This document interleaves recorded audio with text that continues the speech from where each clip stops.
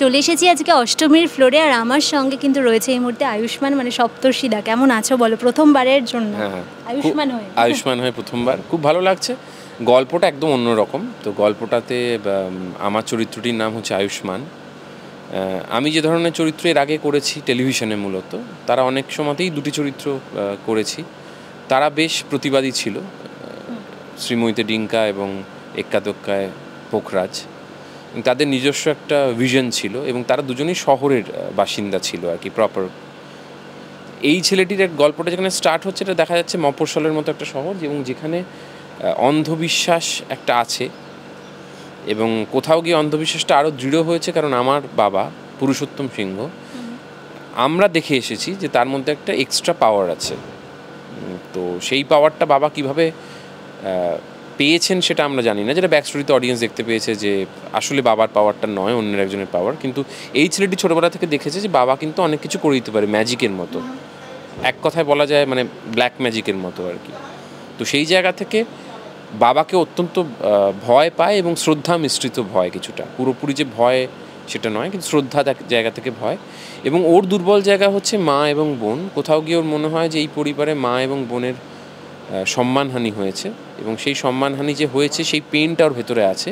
এবং ও মনে করে, আয়ুষ্মান মনে করে, যে যদি কখনো বাবার যোগ্য সন্তান হয়ে উঠতে পারে, তাহলে হয়তো সেই সম্মান ফিরিয়ে দিতে পারবে। এরকম কোনো সুপারস্টিশন আছে যেটাতে সপ্তর্ষিদা বিলিভ করে?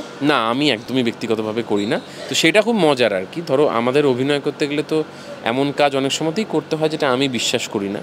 আমি যখন একদম শুরুর দিকে অভিনয় করতে শুরু করেছিলাম, তখন আমার একটা অসুবিধা হতো, কারণ তখন মনে হতো ব্যক্তি সপ্তর্ষি এবং চরিত্রের মধ্যে একটা মিল না থাকলে কী করে আমি করব। এটা যে কোনো অভিনেতারই প্রথম দিকে হয়। তারপর সময়ের সাথে সাথে নিজেকে সেইভাবে অ্যাডাপ্ট করার চেষ্টা করেছি আর কি। আয়ুষ্মানের সাথে তোমার সেই অর্থে তাহলে কোনো মিল নেই? না, সেই অর্থে মিল নেই, কিন্তু হ্যাঁ, একটা মিল যেটা আছে সেটা হচ্ছে আয়ুষ্মান সেন্সিটিভ ছেলে, এবং সপ্তর্ষিও ব্যক্তিগত জীবনে আমি খুবই সেন্সিটিভ বলে মনে করি আর কি। বাকিরা বলতে পারবেন যারা আমার চারিপাশে থাকেন। তবে হ্যাঁ, সেন্সিটিভিটির জায়গা থেকে কিছুটা মিল আছে। এই যে অষ্টমীর সাথে একটা কেমিস্ট্রি, একটা টম অ্যান্ড জেরির মতো সম্পর্ক, যেটা বেশ দর্শকও ভালোবাসে, তো সেটা নিয়ে একটু বলো। অষ্টমীর ব্যাপারটা খুব সুন্দর। অষ্টমীর যে চরিত্রটি দেখা যায় শুরুর দিকেই, যে সে যখন গ্রামে আসে, এটি ইয়াং মেয়ে, চাকরি করতে এসছে, এবং এটা খুব সুন্দর দেখানো হয়েছে যে কলকাতায় যারা চাকরি পেয়েছে তাদেরকে বলা হয়েছে, নতুন একটা সার্কুলার এসেছে যে পিছিয়ে পড়া যে স্কুলগুলো, যারা খুব ভালো রেজাল্ট করেছে তাদেরকে পাঠানো হবে। তো এটি শিক্ষিত মেয়ে একটু মফস্বলের একটি শহরে আসে, চাকরি করতে যায়, এবং প্রথম দিনই তার জার্ক হয় যে স্কুল বন্ধ হয়ে সেখানে রান্না হচ্ছে, পিকনিক হচ্ছে, এবং সে জানতে পারে যে এর পেছনে একটি বড় পরিবার, এখানকার যে সবচেয়ে বড় পরিবার, তাদের হাত আছে। এবং সে এসে হঠাৎ করে প্রশ্ন করে, এবং তার আগে আয়ুষ্মান বা এই চরিত্র যারা এখানে থাকে, তারা কখনোই দেখেনি যে তার বাবাকে কেউ ডিরেক্টলি প্রশ্ন করতে পারে চোখে চোখ তুলে। তো প্রথমবার কয়েকবার আয়ুষ্মান বুঝতে পারে যে বাবা তো কাউকে মানে কেউ যদি ইকুয়াল জায়গা থেকে প্রশ্ন করে তাকে সহ্য করতে পারে না। তাই অষ্টমীর ওপরও হয়তো কোনো বিপদ নেমে আসতে পারে, ওকে সাবধান করে। কিন্তু যেটা হয়, যখন কেউ সত্যি কথা বলে, ধরো, এবং সে যদি সাহসী হয়, তার যদি কিছু হারানোর না থাকে, সে কিন্তু সত্যি কাউকে ভয় পায় না। তো অষ্টমীও কাউকে ভয় পায় না, এবং ফলে কয়েকটা বিপদ তার জীবনে নেমে আসে, এবং আয়ুষ্মান চেষ্টা করে বাবাকে না জানিয়ে কীভাবে মেয়েটিকে হেল্প করতে পারে। তো সেই জায়গা থেকে একটা বন্ধুত্ব গড়ে উঠেছে আস্তে আস্তে, ধীরে ধীরে, এবং পরবর্তীকালে সেই বন্ধুত্বটা আরও বেশি হবে, কারণ দুজনের প্রতি কৃতজ্ঞতা আছে। বিয়েতে দেখা গেছে টেলিকাস্টে যে অষ্টমীও আয়ুষ্মানের জীবন একবার বাঁচিয়েছিল, এবং কোথাও গিয়ে পরবর্তীকালে অষ্টমীর যখন প্রাণ সংশয় হয়, কৃতজ্ঞতার খাতিরে বা একটা ভালো লাগা থেকে, ভালো লাগাটা ঠিক প্রেমসুলভ ভালোবাসাটা এখনও তৈরি হয়নি, এই ভালো লাগা যে একটা মেয়ে তো সত্যি কথা বলছে, তার জন্য তাকে কেন মরতে হবে, এই জায়গা থেকে আয়ুষ্মানও ওকে বাঁচায়।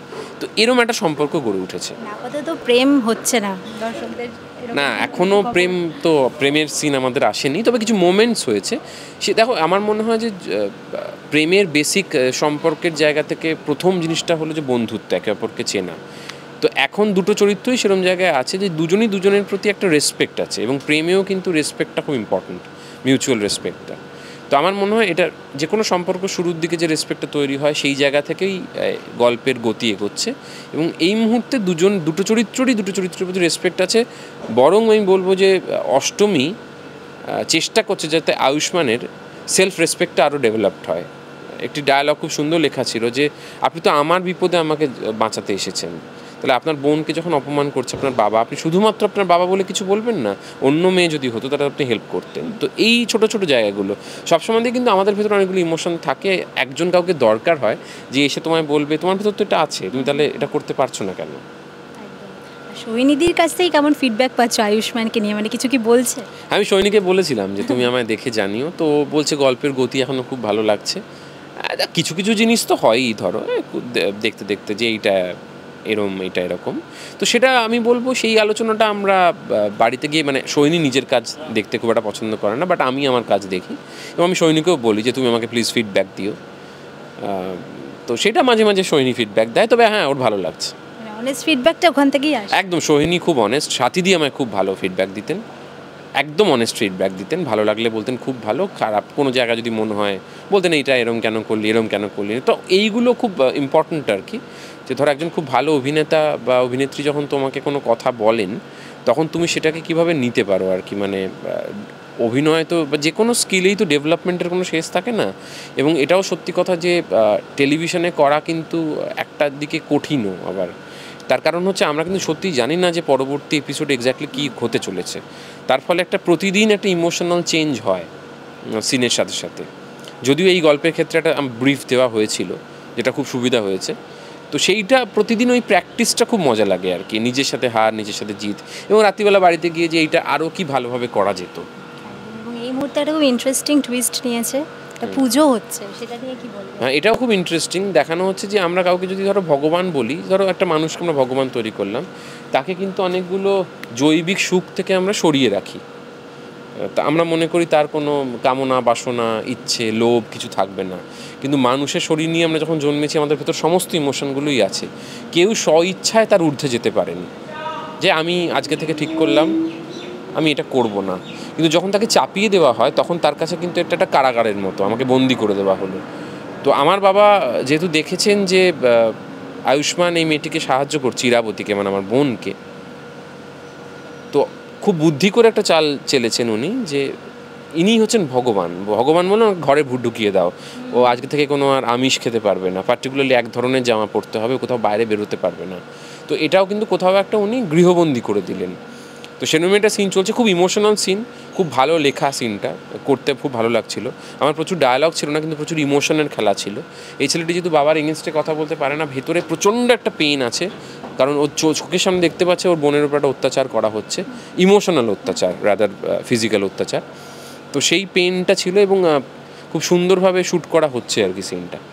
বোঝাই যাচ্ছে আগামী দিনে বেশ বড় চমক আসতে চলেছে দর্শকদের জন্য। তো তুমি কি বলবে শেষে? আপনারা এখনও অবধি সকলে ভালোবেসেছেন অষ্টমীকে, এইভাবেই অষ্টমীর পাশে থাকুন, কারণ আমরা প্রতিনিয়ত চেষ্টা করি যে নতুন নতুন গল্প দিয়ে কিভাবে আপনাদেরকে এন্টারটেন করা যায়, এবং অবভিয়াসলি আমরা করার সময় তো এটা ভাবি না যে শুধুমাত্র এন্টারটেনমেন্টের বিষয়টা, আমরা ভাবি অবভিয়াসলি করার সময় যে আমি চরিত্র হয়ে উঠতে পারছি নাকি, কিন্তু কোথাও গিয়ে এন্ড প্রোডাক্ট যখন হয় তখন কিন্তু সেটা এন্টারটেনমেন্টের জন্য। তো আপনারা পাশে থাকবেন, আপনারা এইভাবে পাশে থাকলে আমরা হয়তো অনেক অনেক অনেক অনেক এপিসোড করতে পারবো। Thank you.